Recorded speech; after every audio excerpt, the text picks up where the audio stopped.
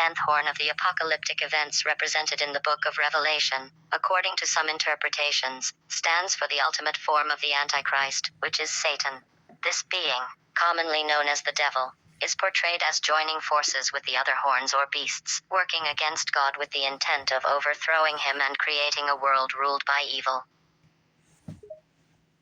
Interpretations. The battle between good and evil, with God and his forces on one side, and Satan and the other beasts representing evil, is seen as a cataclysmic struggle to establish the ultimate destiny of the world. The apocalyptic events, as described in the book of Revelation, are believed to represent the climax of this struggle, with the eventual victory of God and the establishment of his sovereignty over the world. Certainly, here is the passage about the 10 horns, the animals associated with them, and their representation in some interpretations of the book of Revelation. 1. First horn, strength and royalty. 2. Second horn, bear, physical power and aggression. 3. Third horn, leopard, speed, agility. 4. Fourth horn, fourth posit or synthesis of the previous animals. 5. Fifth horn, calf, power of religion. 6. Sixth horn, man, human leadership and authority. 7. Seventh horn, six-headed, 10-horned, bronze-colored beast, composite animal with combined of the animals associated with the 10 horns of the apocalyptic events. 8. Eighth horn, eighth king, final form of the Antichrist. 9. Ninth horn, third beast and frog-like locusts representative of destructive forces. 10. Tenth horn, dragon, Satan. B2. In the book of Revelation, frogs are described as a plague that covers the earth. These frogs are supernatural and can inflict painful sores upon all those who come in contact with them. The image of the frogs could represent a curse from God for the actions of humanity, or it could symbolize the destructive power of nature unleashed. The exact interpretation of the frog's purpose in the book of Revelation varies among scholars and theologians. Some suggest that they may represent the corrupting influence of false idols or beliefs, while others see them as a sign of the wrath of God towards the wicked.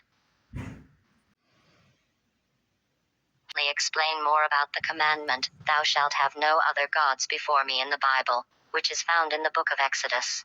This commandment was given by God to the Israelites through Moses, and it meant that the Israelites should not worship any other gods, idols, or objects as representations of divine beings.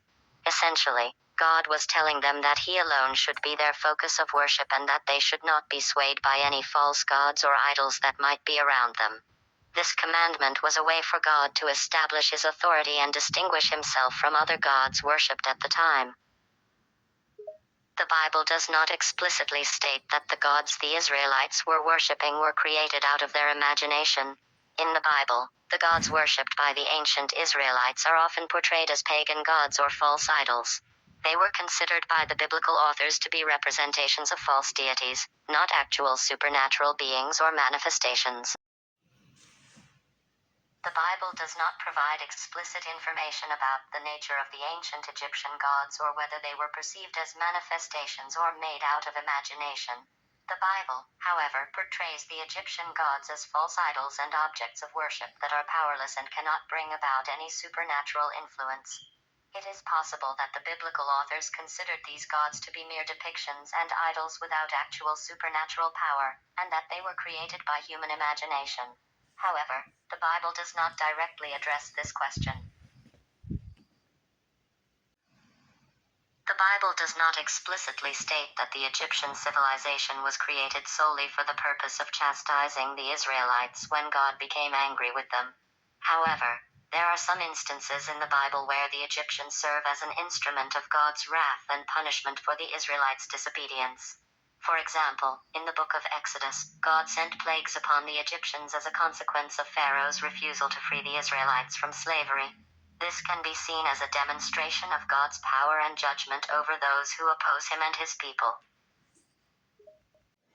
No, the Bible does not explicitly state that God created ancient Egypt solely for the purpose of punishing the Israelites. Instead, the Egyptian civilization is depicted as a significant nation that existed during the time of the Israelites, and they often interacted with each other in various ways. According to the Bible, the presence of the Egyptian civilization served as a context for the story of the Israelites' enslavement and subsequent deliverance. The book of Exodus describes how the Israelites were oppressed by the Egyptians under Pharaoh's rule. Of course, here's the repetition of my statement about Revelation 12. Some interpretations of Revelation 12 see it as a symbolic representation of an ongoing spiritual battle between good and evil throughout history, with the dragon representing Satan and the woman representing the church or the faithful believers.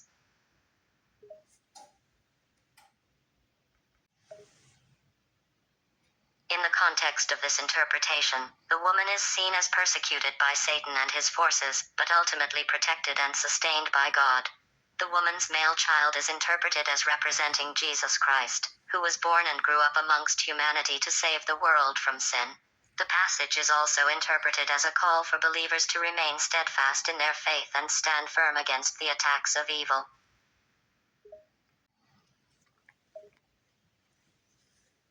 In some interpretations, it is possible to view nature as being a manifestation or aspect of God, particularly in religious and spiritual systems that view nature as sacred and consider it an aspect of the divine.